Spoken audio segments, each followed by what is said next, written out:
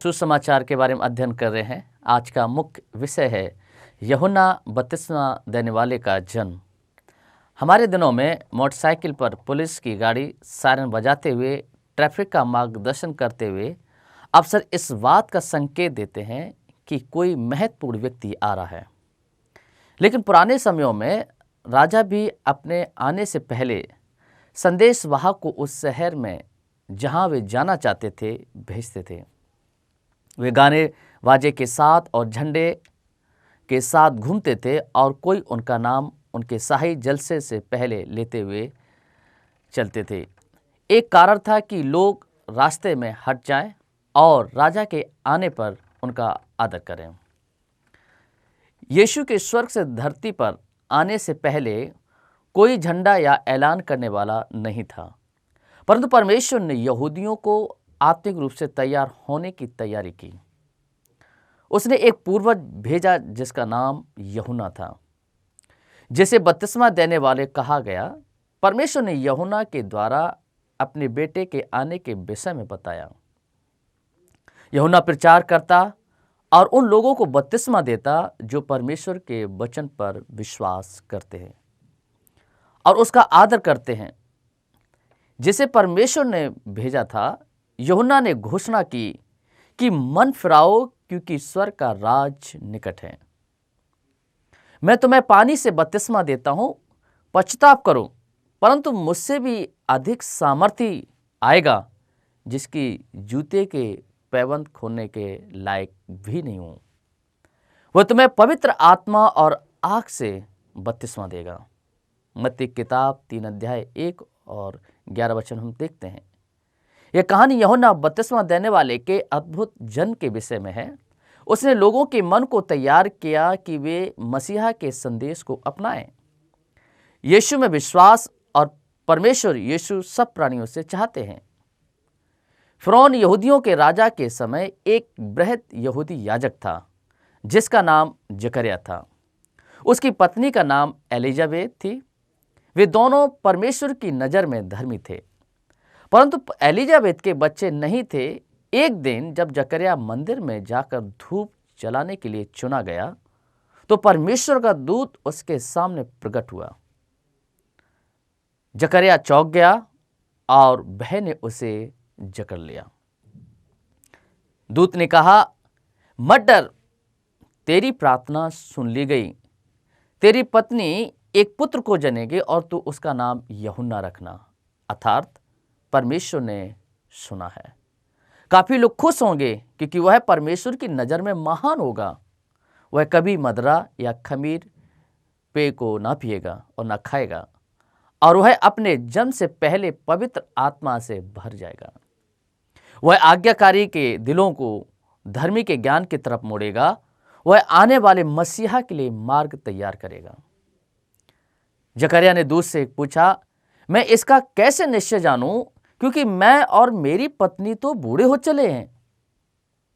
इस प्रश्न पर ध्यान दें, किस सत्य पर जकरिया ज्यादा ध्यान दे रहा था, उस संदेश पर जो दूत ने उससे कहा, या उसने उस बात पर ध्यान दिया कि वह और उसकी पत्नी काफी बृहद थे। दूत ने उससे कहा, मैं जिब्राइल हूं, मैं परमेश्वर की उपस्थिति में खड़ा होता हूं और मुझे यह खबर तुझे बताने के लिए भेजा गया।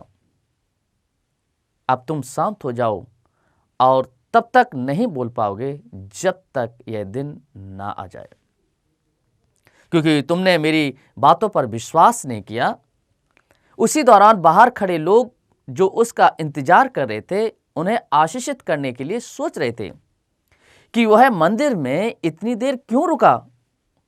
जब वह बाहर आया और वह लोगों से बात नहीं कर पाया तो उन्हें पता चल गया कि उसने मंदिर में दर्शन देखा है, क्योंकि यह चिन्ह बनाकर उनसे बातें कर रहा था।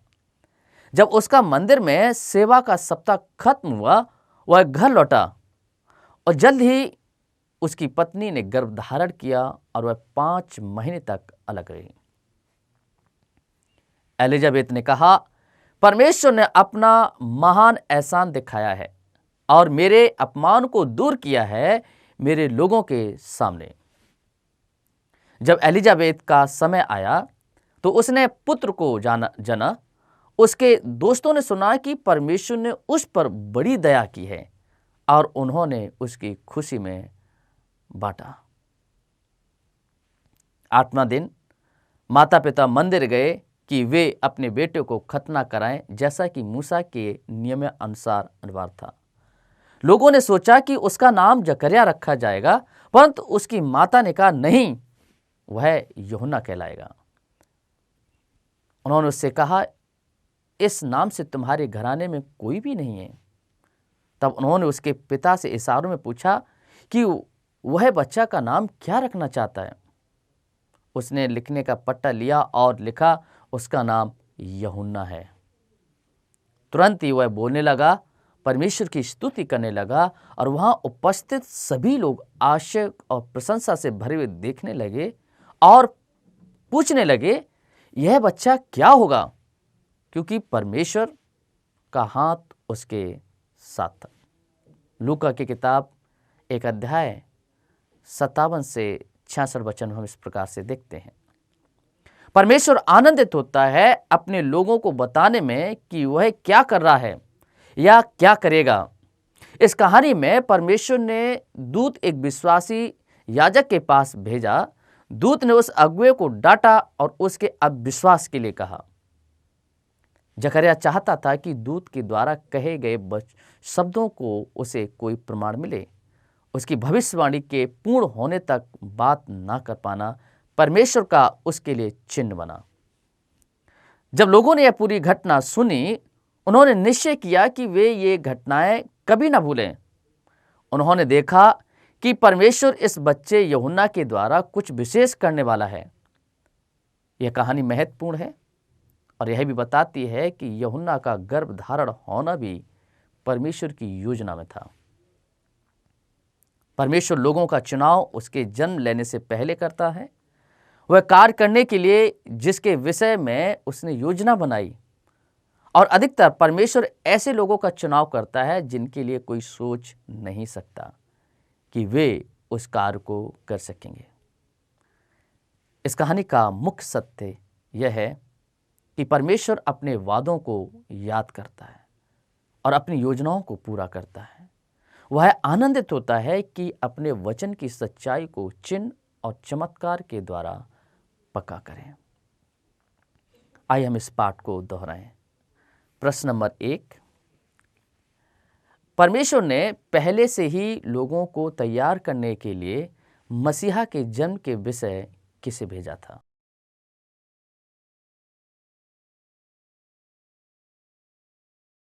यदि आपने कहा परमेश्वर ने यूहन्ना बपतिस्मा देने वाले को भेजा कि वह लोगों को मसीहा के आने के लिए तैयार करे, तो आप बिल्कुल सही हैं। प्रश्न नंबर 2, जिब्राइल के संदेश का अविश्वास करने पर जकरिया के साथ आपसी रूप में क्या हुआ?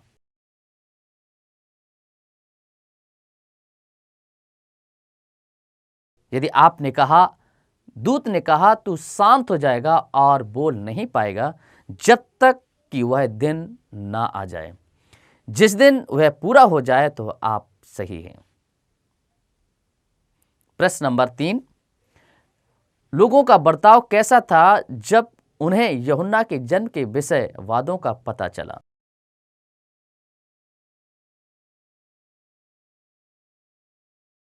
यदि आपने कहा लोगों ने कहा यह बच्चा फिर कब पैदा होगा, तो आप सही हैं।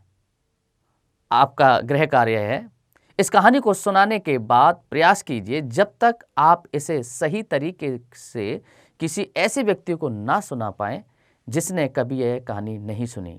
कहानी सुनाने के बाद ये पूछें, यह क्यों जरूरी था कि यूहन्ना के जन्म से पहले अप्राकृतिक चिन्ह और चमत्कार हो?